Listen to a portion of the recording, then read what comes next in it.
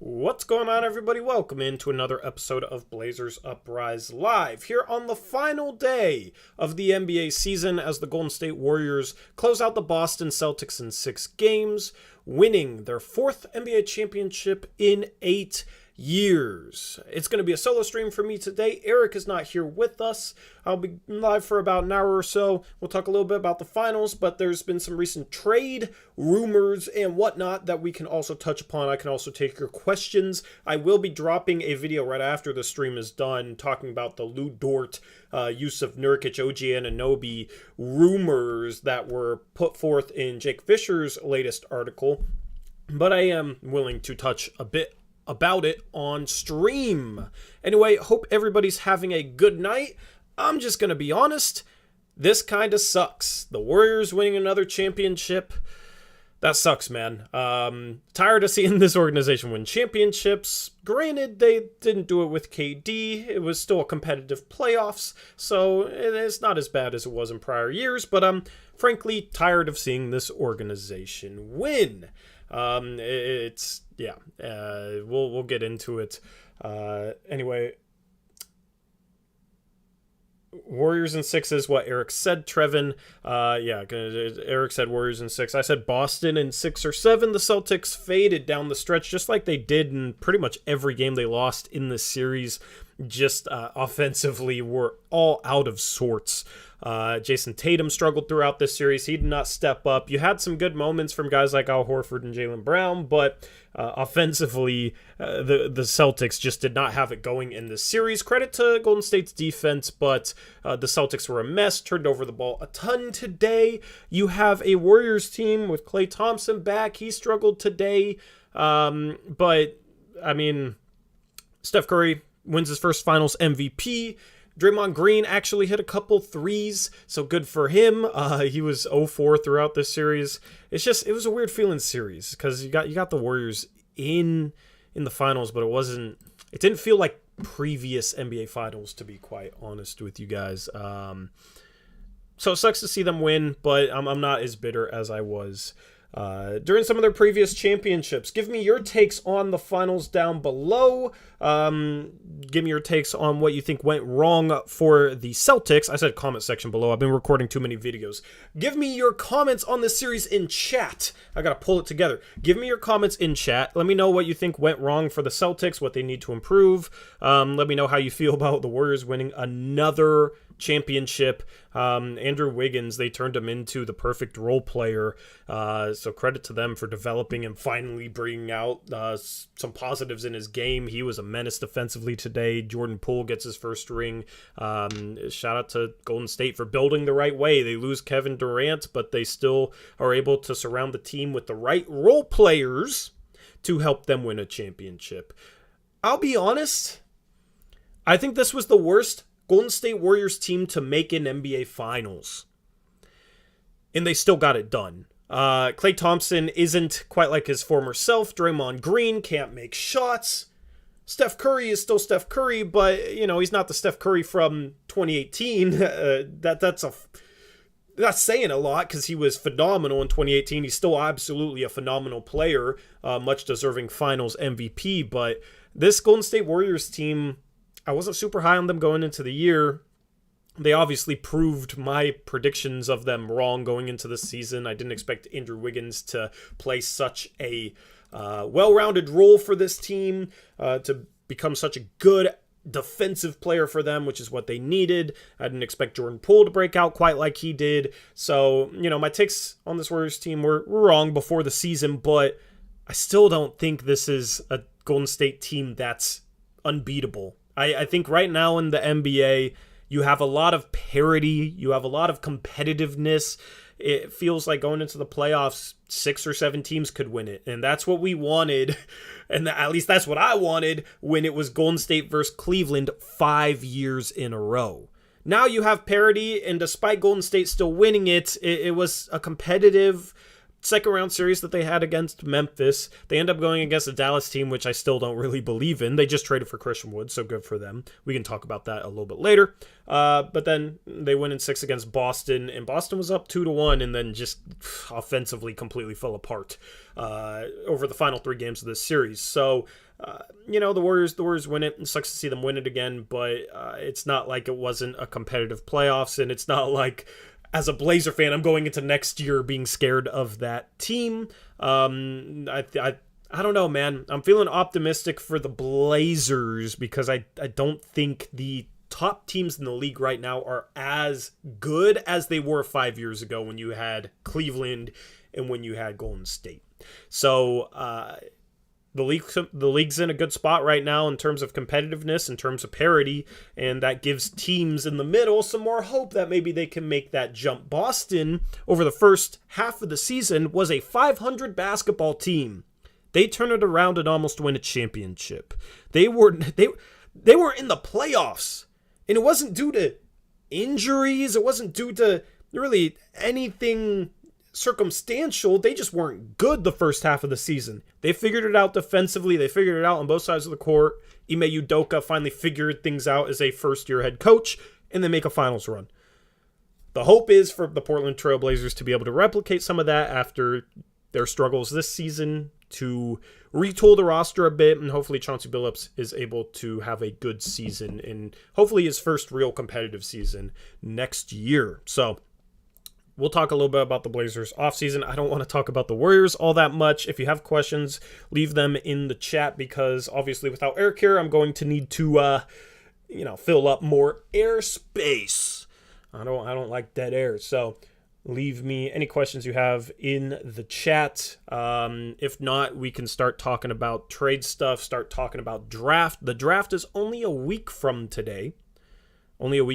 So we can talk more about the draft and whatnot. Jared, yes, I will touch upon that rumor with OKC and with Lou Dort. I will have a video on it, but just for you guys for hanging out with me, I will go a little bit more in depth on some of my thoughts in regards to that. AJ, I don't have any sources on the draft. I got one. I got one or two, but I just hear pretty obvious stuff. A lot of the stuff that I talk about in regards to trades is just trying to apply my own common sense and my own logic to things. AZ, I'll talk about Wood, and then I'll talk about the Blazers. That's how I'm going to do things. Anyway, something that was pretty cool tonight, took a little bit of the sting out in terms of watching the Warriors win a championship, was Vancouver, Washington got a shout out from Klay Thompson in his interview after the game. Vancouver, Washington made a finals appearance. Now, if only Portland could make a freaking finals appearance. So I thought that was pretty cool. Klay Thompson from this area has family up in Vancouver, Washington. So, cool for him. Yeah, anyway, that's enough finals talk. I just want to end on that positive note. Vancouver, Washington, getting a shout out on the big stage. Let's go. Yes, that's my silver lining definitive. That doesn't have to be yours, but my silver lining is Vancouver, Washington got a shout out on the big stage. Okay, so that was pretty cool. Anyway, let's get into the fun stuff. Because, watching the Warriors win isn't fun.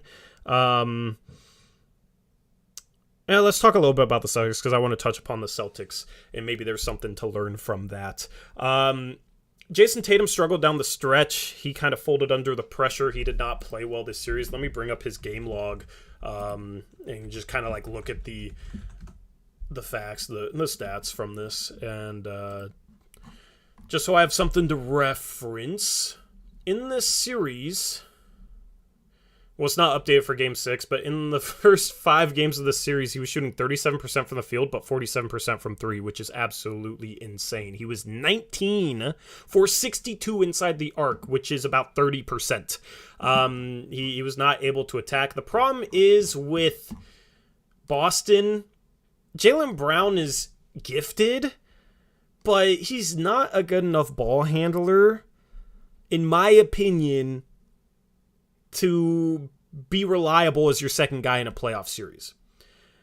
Unless you have like somebody that can really handle the ball next to him. The problem is down the stretch, basically for the most part, is you're playing Derek White as a point guard, or you're playing Marcus Smart as a point guard, and a lot of times Jaylen Brown's bringing it up, even Al Horford's bringing it up, Jason Tatum's bringing it up, but Marcus Smart and Derek White aren't natural point guards.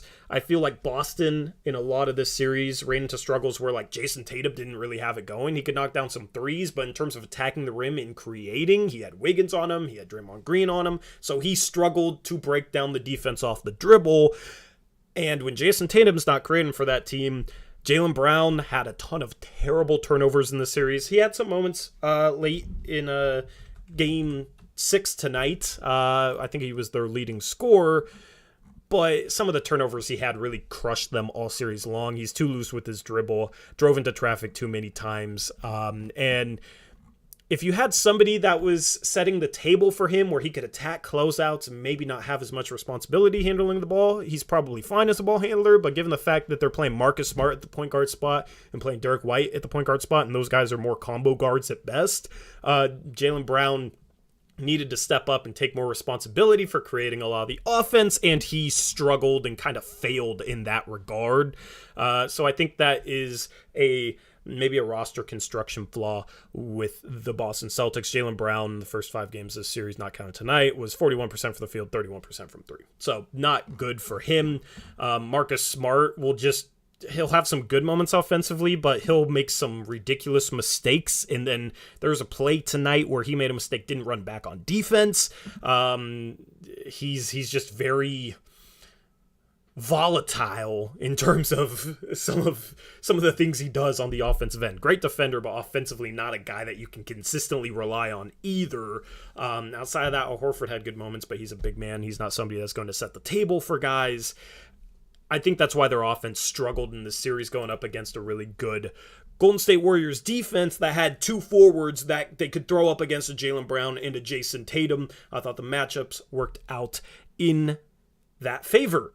In Golden State's favor. So I think that's a problem that's plagued a lot of teams, a lot of good teams in the playoffs, is just when it comes down to it, they don't have enough shot creation. It was the problem with Phoenix in their loss against Dallas. It was the problem with Milwaukee when they lost Chris Middleton. They're out there. They got a bunch of guys like a George Hill. Drew Holiday isn't offensively reliable anymore. He's prone to having terrible games. Pat Connaughton, Grayson Allen. Like, who's going to create shots for Milwaukee? It was going to be Giannis, and pretty much just Giannis. And you just didn't have enough out there for Milwaukee when they lost. They really needed Chris Middleton. So you've seen that problem plague a lot of teams in the playoffs. Luckily, our Portland Trailblazers have never had that issue, at least in the past 5, 6, 7 years. You've had Dame, you've had CJ McCollum, and then you had Anthony Simons behind them for a bit. Now you have Dame, you have Anthony Simons and Josh Hart. Honestly, Josh Hart would have... So Boston could have used a Josh Hart just to create offense in this series, given the fact that, I mean, it kind of would have been like another Derek White or Marcus Smart, but I'd take Josh Hart offensively over both those guys, to be quite honest with you, from a creation standpoint. So that's Portland's third guard next year, which is nice. They desperately needed a guard that could create shots more consistently, and Portland has 3 guys that they can count on. So obviously that is a big positive with Portland's roster construction going into next year. Anyway, that's enough finals talk and a good segue.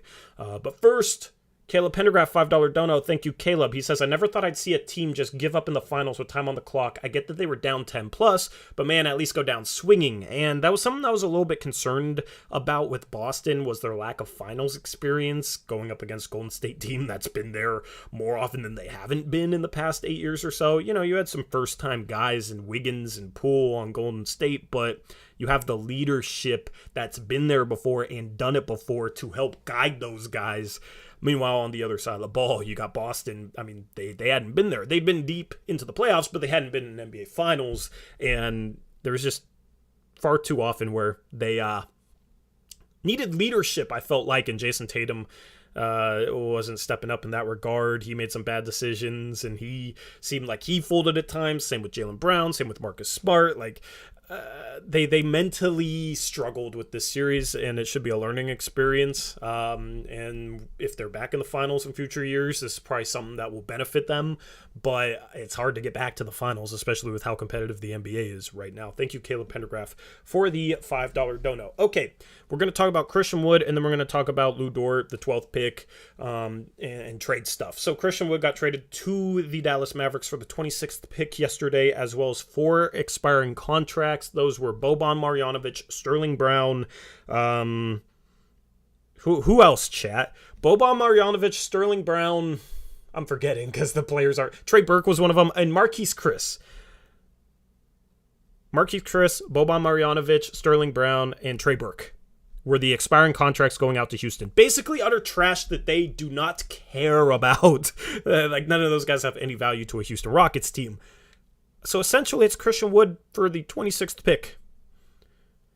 And I feel like that might kind of set the table for other guys, but you have to wonder what the deal is with Christian Wood, because he's obviously a very offensively gifted player for a big man. But how many teams are going to give him up for nothing? So I think part of this is Christian Wood, just for whatever reason, teams will get him, and it seems like he'll play good for them, and then they just don't want to keep him. So there's something there with Christian Wood that I don't know what it is. I don't know if it's like a locker room issue type thing or what the deal is with him, but teams don't want to keep him. That's going to be interesting to see with Dallas next year, because that's the type of player they need. But I'm not sure I trust Christian Wood, because it seems like whatever team he's on doesn't trust Christian Wood. Houston gives him up for the 26th pick. So there's something there. I was high on this trade initially for Dallas, just in terms of value, and I still like this trade for Dallas. It's a low risk, somewhat high reward type of trade for them, which is a good move given their position and given they needed to get Luka Doncic some more offensive help. But I don't know. If it comes down to a playoff series and there's adversity, we haven't seen Christian Wood in that sort of situation. And it seems like teams don't want to keep him around. So it's going to be interesting to see Dallas in the playoffs next year with Christian Wood, or just kind of see how that plays itself out. But I did drop a video yesterday talking about the trade and talking about how I thought Christian Wood would have made sense for a couple other teams and how it might set the table in terms of what to expect in terms of an asking price for other players. I dropped a video on the main channel, so definitely go check that out. Lots of good videos. I got a mock draft tomorrow. I'll drop a Lu Dort video after this. I've already recorded it. And then past couple days, I dropped the Christian Wood trade reaction, and I dropped a traded player exception targets video. So lots of good stuff for you guys to watch over there on the main channel. Play-by-play, I'm here for you, man. Wood has never played consistently for a good team. I can't remember if he played sparingly in a few different places. I don't think any of them were for a good team. He's never played a playoff game, if I recall correctly. So it's going to be interesting to see him play for a competitive team, especially a Dallas team coming off a Western Conference Finals. So they're going to have high expectations going into next year. And I think they overachieved on their playoff run, so I don't think they'll meet him. I think it could be like a 2020 Portland Trailblazers situation. And when stuff hits the fan in Dallas, it's going to be interesting to see. I think they might. That's my prediction for next year, is Dallas is going to struggle a little bit. Spencer Dinwiddie isn't going to play as well for them as he did during the regular season this year. They're going to have too high of expectations. Christian Wood's going to come in, and there's going to be some drama next year in Dallas. That's my prediction out of this. Still like the trade for them, but I'm still not completely sold on Dallas at all. Anyway, let's talk about the trade rumors today. And there's 3 things. I'm not going to read off the quote. I read it off in the video. But there's 3 things to take away from what Jake Fisher leaked in his article today regarding Portland. 1 is the Blazers are interested in trading for OG Anunoby with the 7th pick. We all knew that. 2, Yusuf Nurkic is expected to re-sign in Portland, and DeAndre Ayton isn't a realistic target, or like he's all the DeAndre Ayton to Portland stuff is basically false, according to Jake Fisher, which me and Eric told you guys not to read too much into DeAndre Ayton rumors regarding the Portland Trail Blazers. I think Jake Fisher's pretty spot on with that. And I said this in the video, but Portland rested Jusuf Nurkic in a contract year for the final, 2 months of the season? That doesn't really make sense unless there's some sort of handshake agreement between Jusuf Nurkic and the Portland Trailblazers in terms of what they would re-sign him to as far as a contract goes. So I fully expect Jusuf Nurkic to be re-signed. I think it makes the most sense. Yeah, there might be better centers out there, but you're probably not going to be able to use Jusuf Nurkic as an asset to go and get them via trade, and then you're going to lose Jusuf Nurkic as an asset as well. So the cost for going out and getting a center upgrade is just far too high for the assets that Portland has. That's why Jusuf Nurkic, I expect him back in Portland next year. Eric says scroll up. Scroll up for what, Eric? Since you're here, but you're not actually here. Let me switch it to live chat, too. Or unless you're talking to chat. I don't know if you're talking to me or talking to chat. He's talking to chat. Yep. It's Eric's wife's birthday, so happy birthday to Eric's wife. And he's putting his priorities in the right order. He's prioritizing his wife over this live stream. I know it's upsetting for you guys, but I think that's probably the right decision for Eric Brandt. Anyway, yeah, so OG Anunoby, Blazers are interested in him. I don't think he's a realistic target. I don't think he's feasible to go out and get. I talk about that in the video as well. I just think Toronto is going to want too much, and I don't fully buy that OG Anunoby is unhappy there. Now, that's the thing. Masai Ujiri, the Raptors front office, of course they're going to say, oh yeah, we're not interested in trading him. It's going to take a lot to get him. Of course they're going to fire back at the stuff that's rumored. So it's not that I necessarily don't believe that OG Anunoby's unhappy. I just don't believe it. Like, I'm kind of in the middle on that. I don't know. It's interesting that there are rumors about that, but I just frankly don't know. It's just hard to tell with a situation like that. But, I mean, Masai Ujiri's a really good negotiator. I wouldn't want to trade 7 and Josh Hart for OG Anunoby. That's too much from Portland's end, and apparently that's not enough for Toronto. So I don't think OG Anunoby is a realistic trade target. I don't think he's feasible. If he is, it would take too much to get him. Watch Sacramento trade 4 for OG Anunoby. That would be a Sacramento Kings type of thing to do. So Blazers are obviously interested in him. Dame wants him, but wouldn't read too much into any OG Anunoby stuff, at least not yet. So Nurkic probably going to resign. Portland likes OG. But then the other thing that was reported by Jake Fisher is that there's increasing talk that Portland might trade down from 7 to 12, which is OKC, and bring in Lou Dort. So 7 to OKC, 12 and Dort to Portland, some sort of package like that. Lou Dort is another guy that Damian Lillard apparently wants, and we're going to have a conversation about if Lou Dort's a good option or not, because it's a nuanced conversation. He's a unique player. And it is a different type of guy than pretty much anybody else that might be available. So I'll talk about that in a sec, but Portland does have a $3.2 million trade exception that they could use to absorb Dort's salary. He's making $1.9 million next year, and then after that, he's an unrestricted free agent, so it might be hard to lock him up long term. For that reason, I would want a little bit more back with 12 and Lou Dort. I would want maybe the 34th pick. I would want Kenrich Williams as a guy that is intriguing. I dropped a trade video a little over a week ago, and I talked a little bit about Kenrich Williams in it. Kenrich Williams is a bigger guy, a good on-ball defensive player, really underrated, has a little bit of playmaking skill at a small forward spot. So I really like Kenrich Williams as an underrated target. That was the trade talk video, was underrated targets. So if you can get back Kenrich Williams, Lou Dort in 12, that makes that deal better. OKC has a ton of future firsts that you could maybe get off them. The rumor is that OKC wants to trade up for Shaedon Sharpe to draft him with 7.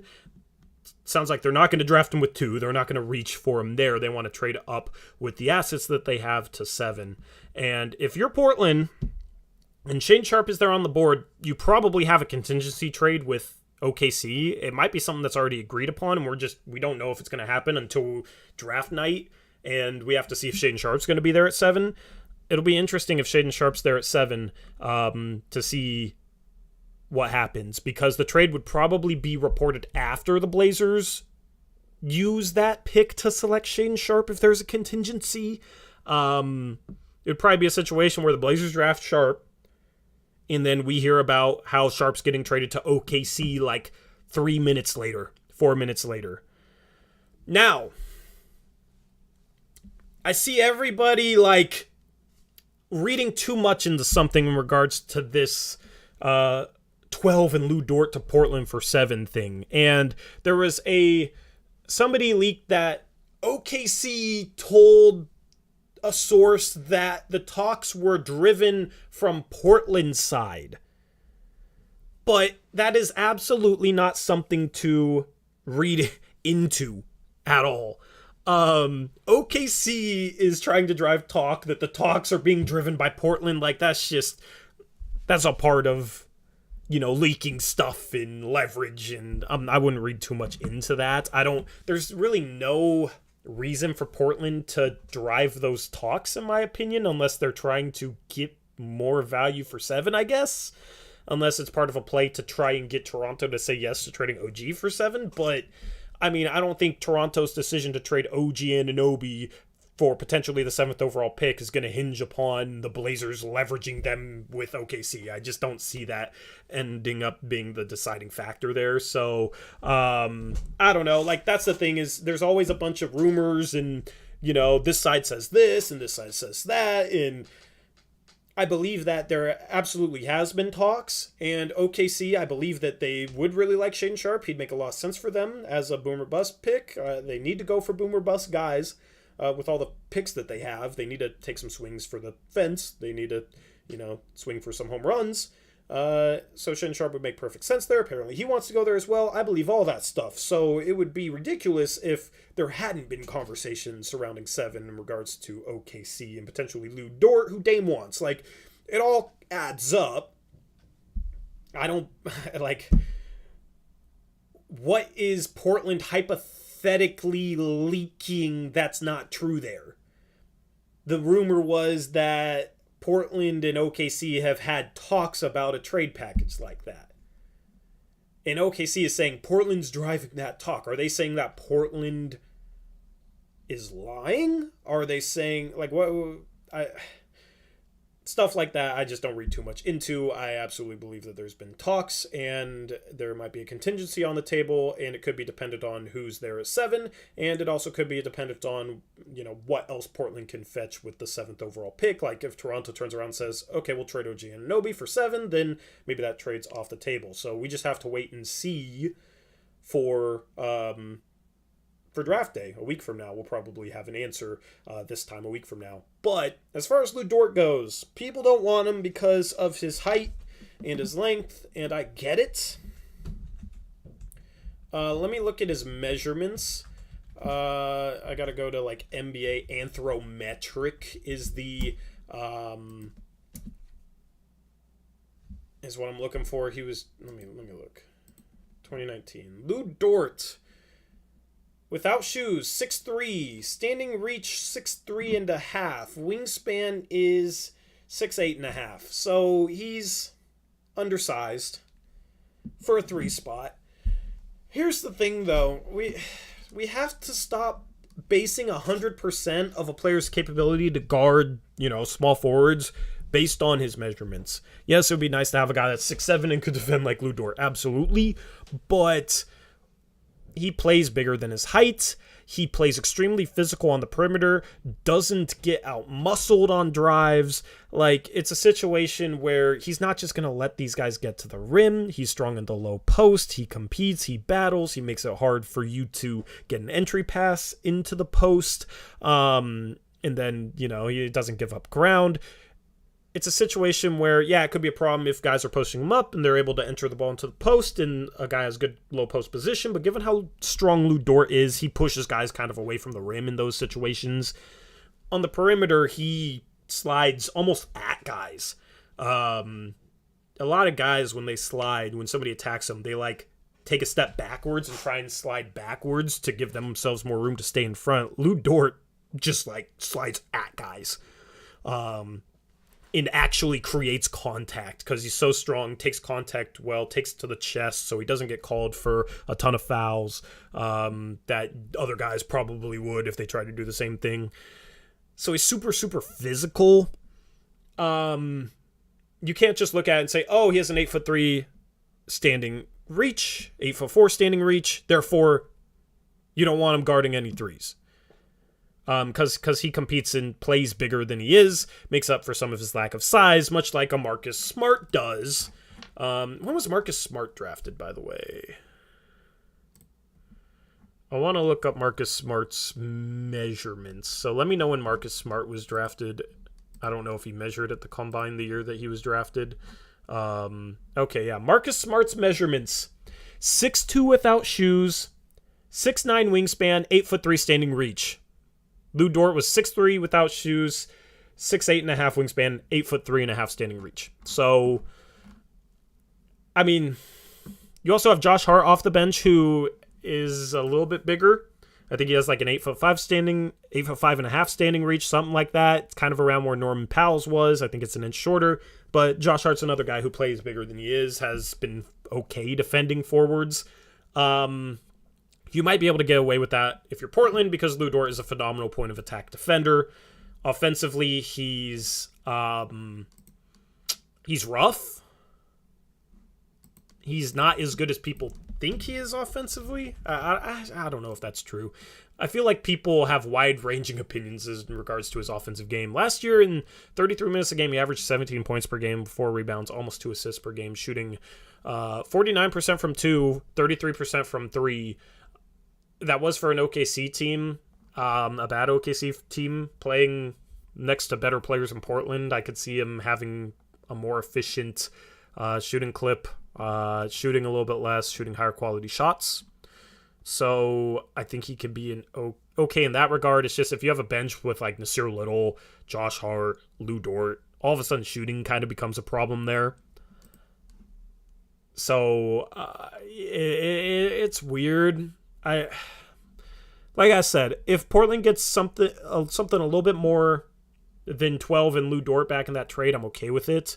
If it's just 12 and Lou Dort, I'm disappointed, but I wouldn't absolutely hate it because you are getting a guy that's just an absolute beast point of attack defender. It's funny because early last season, me and Eric talked a lot about how we didn't have a guy to set the tone defensively. We didn't have like a heart and soul of the defense, a guy that would just go out there and scrap night in, night out and hustle and set the tone, because like guys like that inspire their teammates to do the same thing on the defensive end. And we were sitting there like, we just need a guy who will do that because Norman Powell wasn't giving enough effort. Robert Covington was just chasing steals and blocks the whole time. Dame was hurt. Like CJ McCollum was good to start the season, then started playing like a like kind of moronic defensively, like making just ridiculous mistakes. And it was a major issue. And when we had that conversation, two of the first people we brought up were Lou Dort and Josh Hart. I mean, yeah, they're undersized, but both those guys compete. Both those guys, like, all of a sudden we'd have two guys who could be the heart and soul of our defense, so to say, and would just bring it night in, night out and compete on the ball. Yeah, they're undersized for a 3 spot and off the bench, which I assumed, Josh Hart and Lou Dort would come off the bench. Off the bench, maybe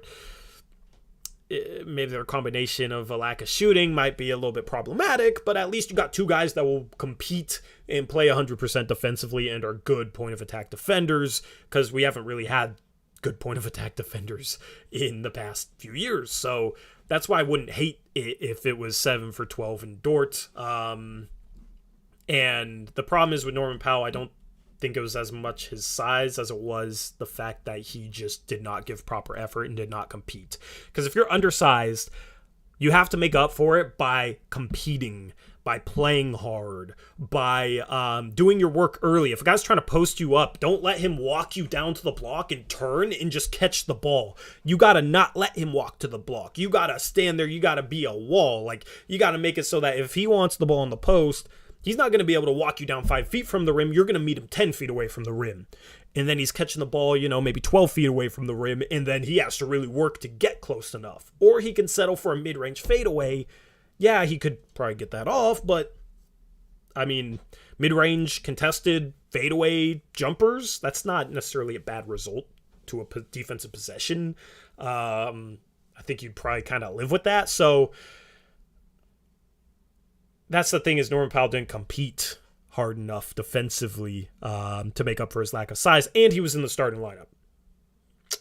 If you have Lou Dort off the bench, I don't think this is much of a problem at all. So that's the thing. You probably stagger Dame and Anthony Simons. That's what they should do next year. Anthony Simons being the backup point guard.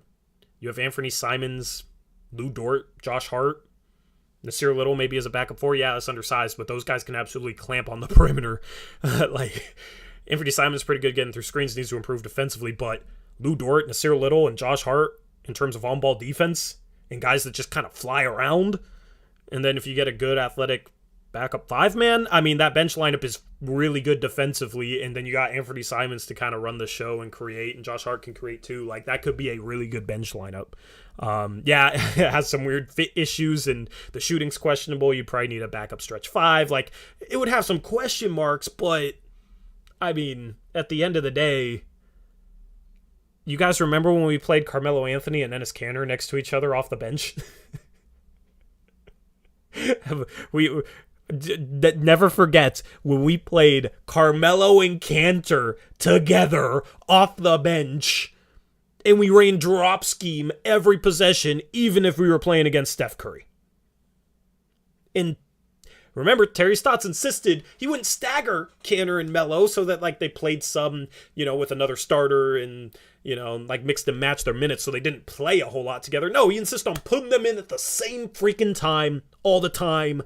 Even though our defense sucked, when we traded for Norman Powell, Derrick Jones Jr. went from the starting lineup to not playing at all, even though he was our best on-ball defender. And Melo kept his minutes and still played next to Kanter. Do not forget how rough that was. There's some question marks with Lou Dort and Josh Hart, but at least we... if you remember Enes Kanter, and I'll say his name however I want, by the way. I remember he was Enes Kanter back then, so remember Enes Kanter and Carmelo Anthony. I'll take Lou Dort and Josh Hart over that. All right? It's just, in the end, comes down to, are you getting enough value out of trading down? Because obviously the follow-up move is probably trading 12 for Grant, or maybe you could trade down from 12 to 17 and 26, which are picks that the Rockets have right now, and then trade 17 for Jeremy Grant, and then you have 26 and 36. Maybe you can trade up a little bit. Maybe there could be an intriguing player that falls to 26. You could have some intriguing options there. So that's kind of my take on that. That's the thing, is people just look at the height and look at the position and make their entire basis of that player's defensive ability or that player's game off of just that. Off of what they can find off ESPN.com player profiles. Yes, Lou Dort is 6'3". He's about the biggest 6'3" guy in the league. In terms of strength and in terms of how he plays defensively. So, I'll take that, There's just rare guys in this league that are strong enough and competitive enough and good enough defensively that they're undersized for their position, but they make up for it with that. Draymond Green's one of them. He's an undersized power forward. Especially an undersized center. He plays a lot of center, though. Because he's phenomenal defensively. So, I'm not trying to advocate for it, but I think some of the people that just sit there and say, we don't need more guards. Lou Dort's kind of a unique guy. And against bench lineups, because that's the thing, is Lou Dort and Josh Hart, Josh Hart would be playing a lot against bench lineups. Against bench lineups, the lack of size is a little bit better than if it was against starting lineups.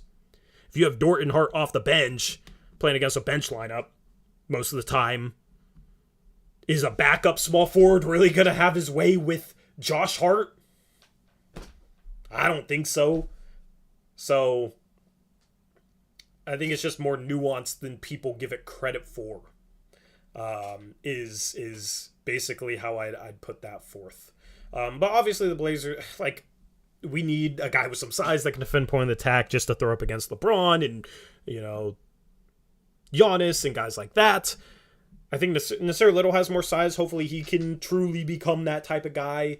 The thing is, those guys are so hard to get. Like, yes, that's what we need, but as I said, I don't think OG Anunoby is truly available. Name another big forward that's a good on-ball defender that's available. I mean, that's why I want Kenrich Williams under it. He's underrated, but he's a good on-ball defender, and he has size. But that's not a flashy name to people. But that's why I'd like a Kenrich Williams.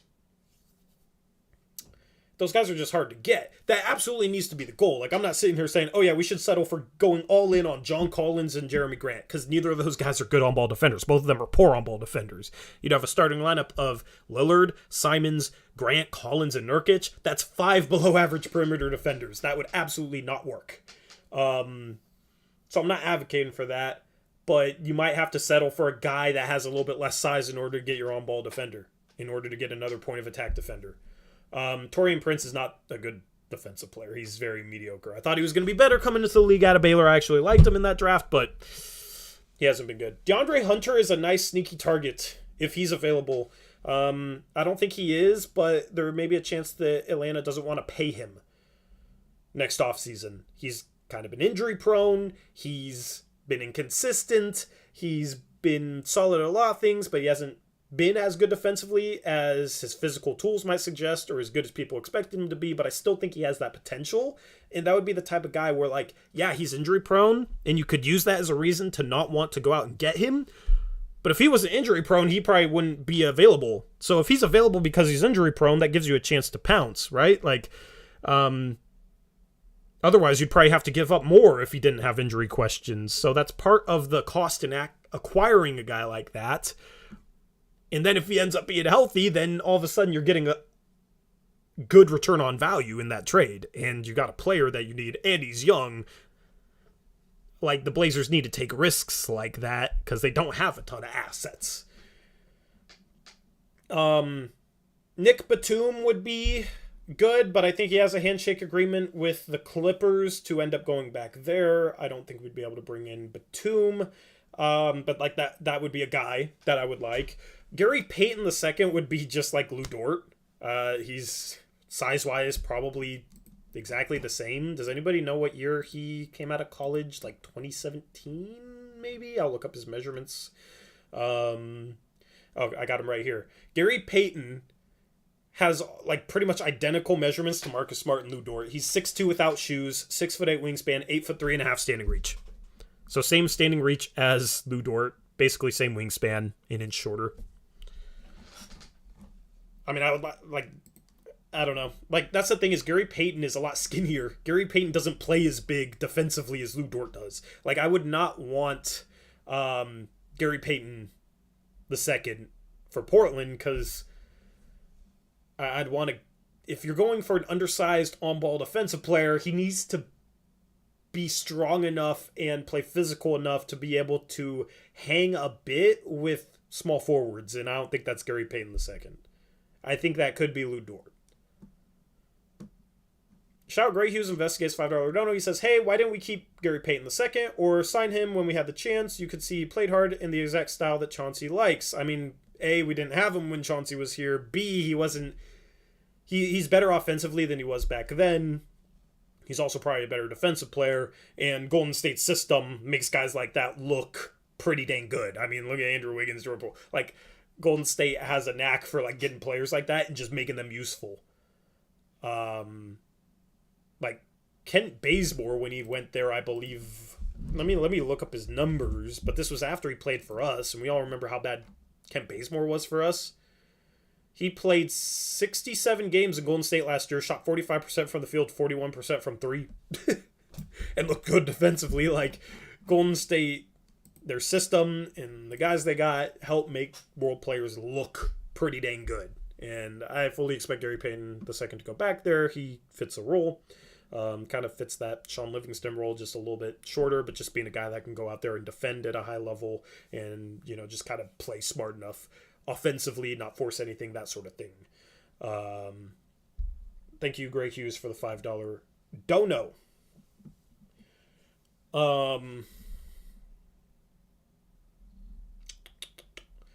Yeah, so with Batum in Los Angeles and Gary Payton II in Golden State, those teams have early bird rights, which means they're able to resign them to 120% of their previous contract or 105% of the average NBA contract, whichever one's higher.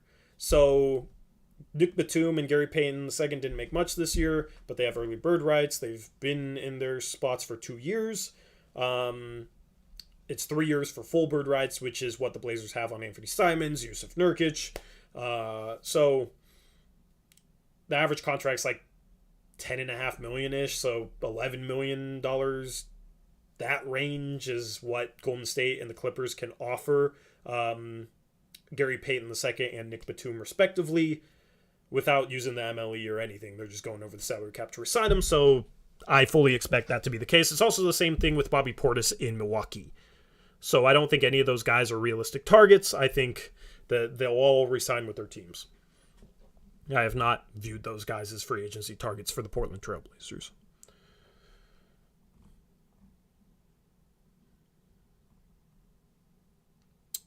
Anyway, give me your questions. Give me your takes on this. Give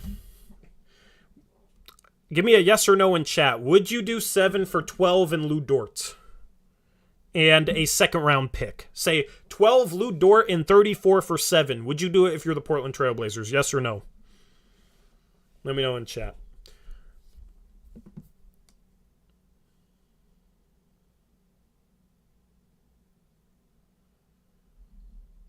George Siakam isn't available, man.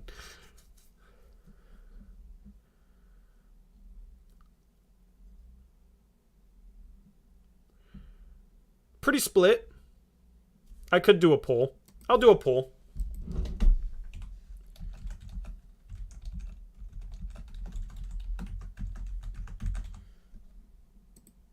We'll see what the poll says. Getting 34 would be interesting. Here's something that is intriguing me, though. The Blazers didn't work out anyone in the range of their 36th pick, which is confusing to me. They did work out Dalen Terry, which is like in the 20s. So I don't really know what their plan is. I just feel like they're not hanging around in the early second in this draft. I'll do a draft targets video for that pick, but I don't think they are. I don't know. Like, if you're keeping that pick, wouldn't you want to work out people in that range? Doesn't really make sense. And people say, like, oh, well, they're looking to trade up. If they get 34 and 36, they're looking to trade up for, like, Koloko, says Go Niners 05. Why wouldn't they work out Koloko then? Because Koloko is in range for their 36th pick, too. I don't really understand. David, yes, Schmitz is working with us. He's been there at pre-draft workouts. I'm just wondering if maybe if they do that trade that I put in the poll, which is a very split vote, my goodness, and end up with 12, maybe they trade down from 12 to 17 and 26, and like that would be Tari Eason range at 17, who they worked out. That would be Dalen Terry range at 26, who they worked out. Maybe, the 36th pick goes out. I don't know. I'm just spitballing here. If you trade for 12, I would honestly try and trade down from 12. If you needed more in a Jeremy Grant trade than like the Milwaukee Bucks 2025 first and Keon Johnson, maybe you could trade down from 12 to 17 and 26, which Houston has, and trade 26 the Milwaukee first and Keon for Jeremy Grant, maybe get back a future second or something like that, and then you keep 17, and then all of a sudden working out Tari Eason makes a lot of sense, because obviously it doesn't make sense at 7. It's just an interesting position for the Blazers to be in. I enjoy it, but I also kind of hate going into the draft just 50-50. Actually, honestly, at this point, I'm not expecting that we keep 7. I think we could, but it's just so hard to know if we keep 7. So it's just hard to even focus on drafting at 7 because there's a 50-50 chance we don't have it. It's like I have no idea what range we're going to be drafting in. It's fun. The unknown is fun. It's also kind of hard. Like in previous years, we've been able to just focus on, okay, who are we looking at with the 24th pick? We're probably not going to trade it. Anthony Simons is the guy we like. A lot of people scream out, oh, another small guard that can't play defense. Why would we want Anthony Simons? Even though he's like far more talented than the players that people wanted.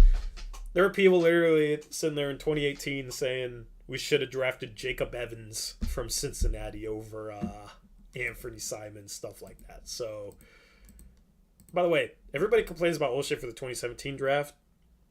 In 2018, he got Gary Trent Jr. in the 30s, and he got Anthony Simons at 24.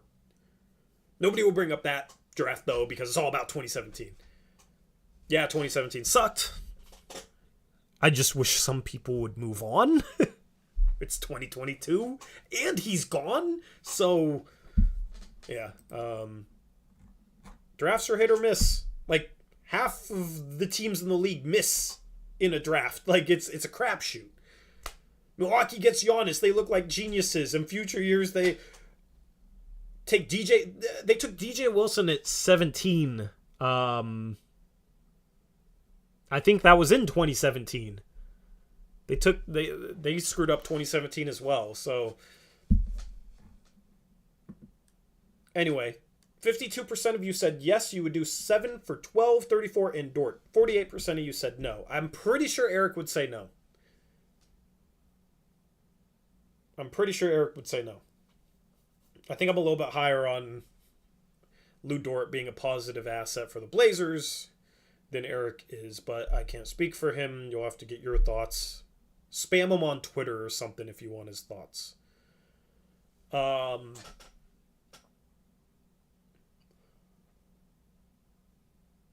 Anyway, I'll take your questions and that'll round out the stream. So give me your questions in chat. I'll rapid fire answer them. I said on Twitter, Andrew, not in chat. I don't think he's here in chat.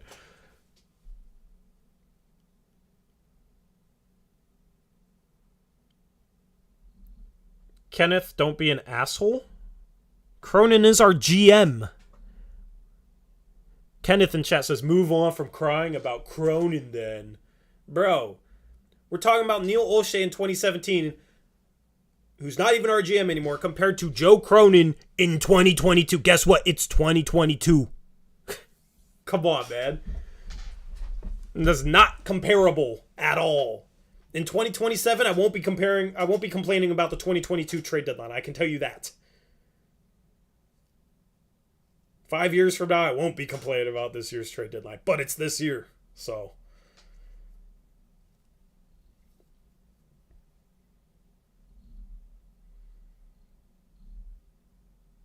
Could 7 get us Collins and Hunter? I don't think it could.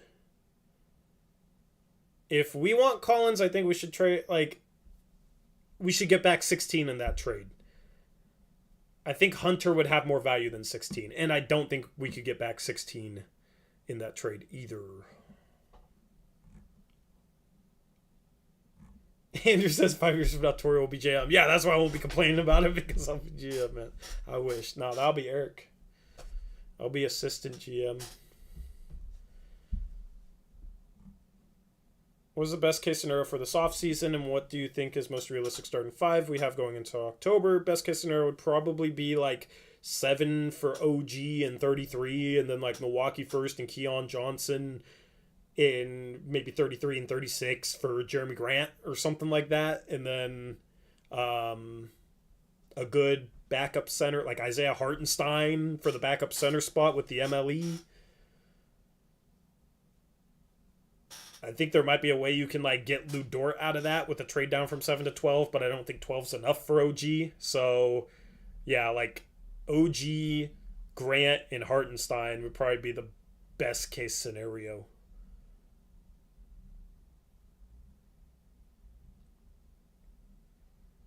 Favorite biannual target? I don't know, man. We have a lot of depth. Like, if we sign Ingles, too, people forget about Ingles. I don't know. Like, I don't think we should necessarily use the biannual because you only get it once every 2 years.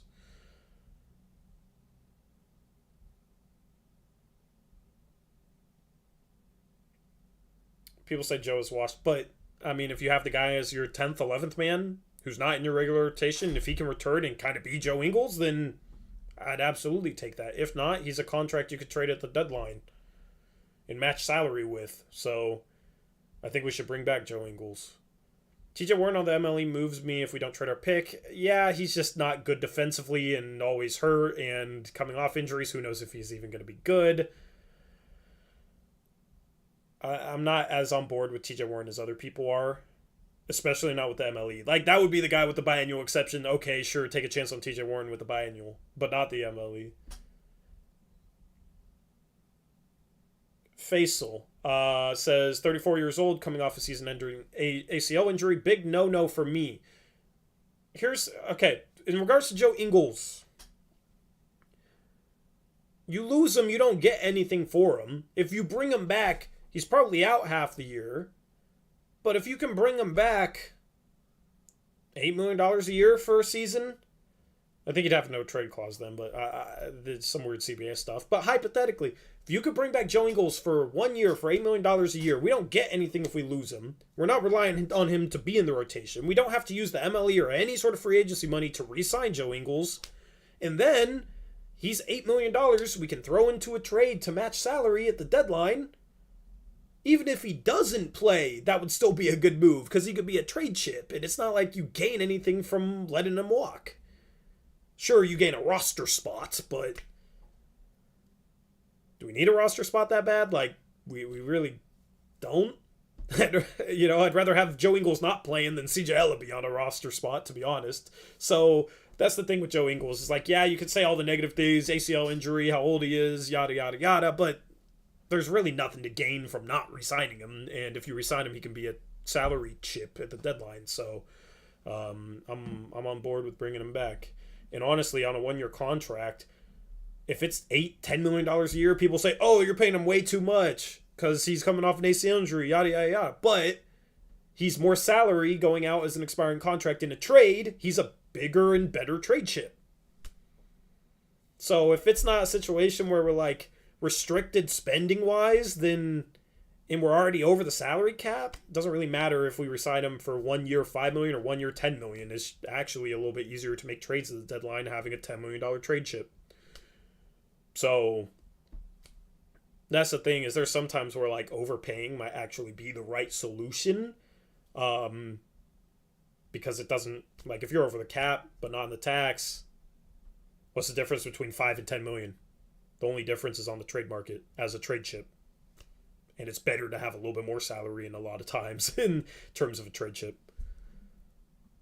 Clearly, a boss is people trying to play checkers with Tori and he's playing chess. It's hopefully I explained that well so that it sounds like checkers and not chess. But I do play a lot of chess, to be quite honest with you, in actuality. And I'm talking about real chess, not even a metaphor. What about DeLon Wright as a backup? We have our 3-guard lineup set. The only way I'd want, like another guard is if he was big enough or good enough defensively to guard some small forwards, and he was like a really good point of attack defender, so Lou Dort could make some sense. But DeLon Wright doesn't really fit that. What's my ELO? Says Andre. Right now, it's like right at 1,500. I peaked out at like 1,550. Maybe in August, when we have nothing to talk about, I'll have to stream some chess or something. I need to start like a separate channel for that, though, probably. Anyway. Zach Levine for Emily and Beal for biannual. Crime Stoppa says, center rotation, Nurk, Hartenstein, or McGee and Eubanks. I would take Nurk over McGee and Hartenstein over... I would take Nurk and Hartenstein over both of them. So, Andre says you should play your subscribers in chess. Yeah, in August. maybe later in July. But what's your bench max, bro? Bench max, bro. I don't bench, man.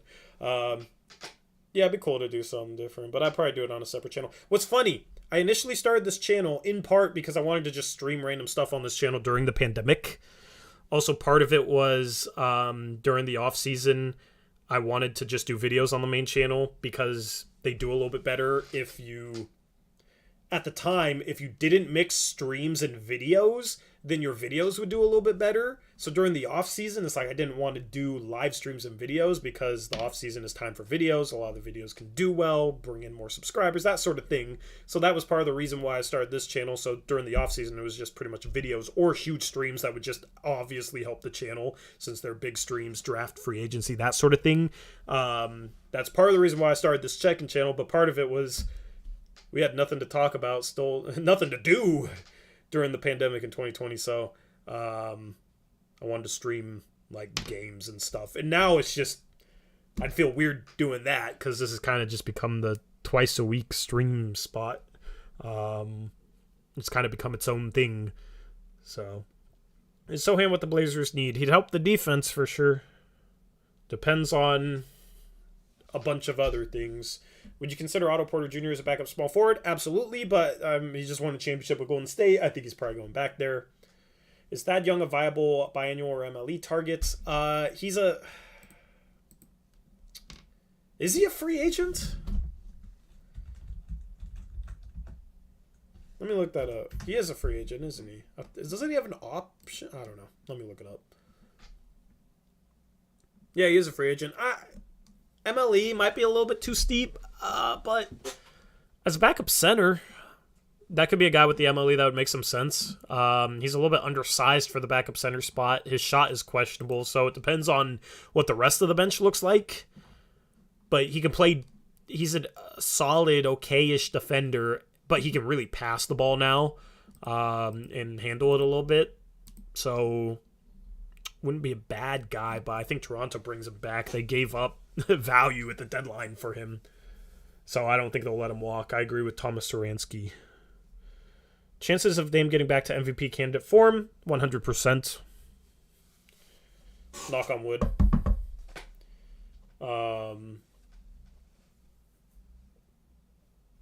Fine, just so I don't jinx it, 90%. I'll take a couple more questions, then I'll sign off for the stream. Video after this. Mock draft tomorrow. I have to re-record parts of that because of the trade that happened yesterday. I dropped a video on the trade that happened yesterday, and trade exception targets 2 days ago. So lots of good videos on the main channel. Just want to make sure to plug them. Need to get those views. But yeah, Eric will be back Monday, and that'll be our last episode of Blazers Uprise live before the draft. Maybe Wednesday night we'll do a draft preview the night before the draft, but the draft is only a week away, the 23rd. Next Thursday, we'll be live on the main channel. Got special graphics that I'm cooking up for that. Should look pretty good in my opinion. What would be the worst free agent signing we could make? Like a Zach LaVine, Bradley Beal. Actually, I don't know. DeAndre Ayton, I wouldn't want to sign him to a max. Bradley Beal, I wouldn't want to sign him to a max. Any interest in Dalen Terry? We just don't have a pick in his range, so, and it depends on who would be on the board. Resign Macklemore? I don't care to resign Macklemore. He's just not good. He can shoot, but that's about it. And you can find shooters in the draft. You can find undrafted free agents that can shoot as well as him, in my opinion. So,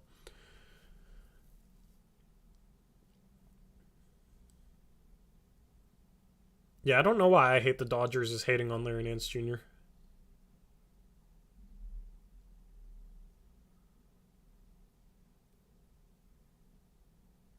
Blevins, yeah, and it's not really feasible. Yeah.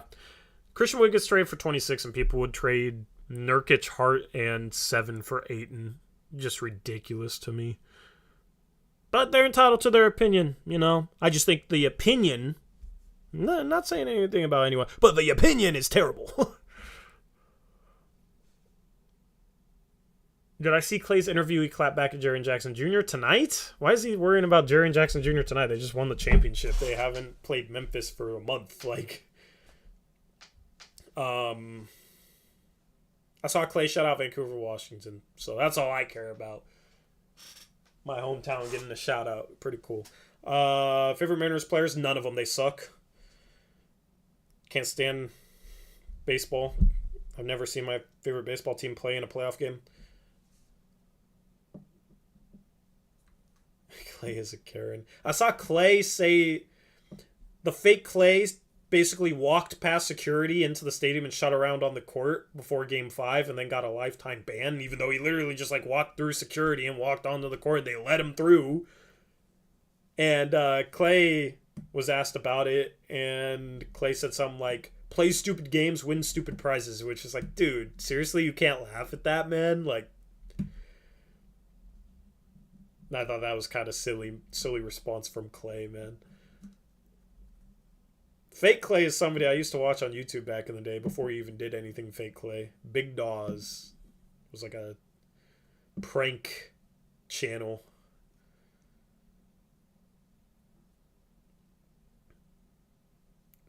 I hate the Dodgers. You're done with You're done with Nurk, and you're done with Larry Nance Jr. I'm sorry you feel that way. Is Josh Hart shooting guard or small forward? Can play both. Better at shooting guard. Anyway, it's not the year for the Mariners. It's not the year for the Mariners, man. Let me look up their depressing record because I haven't looked at them in the past like 3-4 days or so. Oh, they lost again today. Are they? Oh, they're 8 games under 500. Yeah, it's not their year. It's never their year. AJ did. Yeah. Anyway, that's probably going to wrap up the stream. Like I said, videos, been grinding on those. Hopefully you're enjoying them. Thank you to everybody who donated. Caleb and Greg Hughes. You guys always supporting the channel, and I greatly appreciate it. Sorry to hate on your Mariners question, Caleb, but I just can't stand them right now. Yeah, I have no hope for them. Julio Rodriguez gives me a little bit of hope, but outside of that, it's just frustrating. Anyway, everybody have a good rest of your night. We'll be live again on Monday. Videos coming over the weekend. On the Blazers Uprise Twitter page, I dropped a upload schedule that I'm going to try and stick to.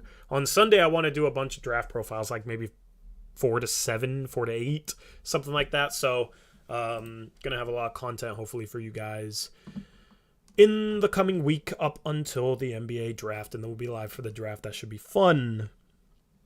Anyway, I hate Dodgers, hates Billups too. Man, you try some positivity, and this is coming from me, and you know I'm not afraid to be negative, but do you like anyone?